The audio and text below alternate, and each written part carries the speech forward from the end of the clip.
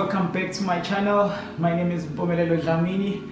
It's a Friday. I hope you had a fantastic week and you will have obviously a fantastic weekend ahead. But before we go into the weekend, I just want to highlight a few things, probably a few tips that will help you in your financial journey. Mind you, I'm not a financial advisor, so whatsoever information that I give here, it is my personal opinion.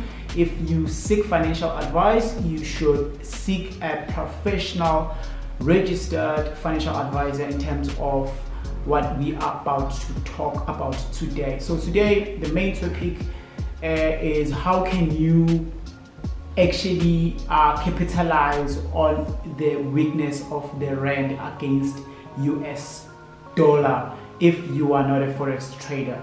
I know when we talk about currencies, mainly some of you are reminded about forex trading.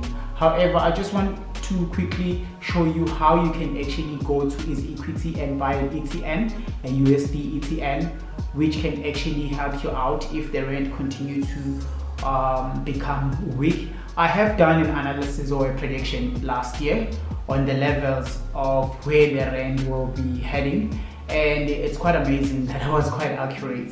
So it has reached a critical point. In a couple of days we've been seeing it going towards the 15 rand, of which that I expected, because I expected that it will go to 11 rand actually by the end of this year, of which now indications are showing that it's not really going there. It's gonna go either to like 16 rands or more. Well, let's quickly jump into easyequity so that we can see how can we buy this ETN. So as you can see, I'm on my demo account here. So then what you would do, you would go down here, select ETN, then there's sort of like ETNs will appear. If what you need to do, you just search USD, you will find that there's a new wave USD ETN.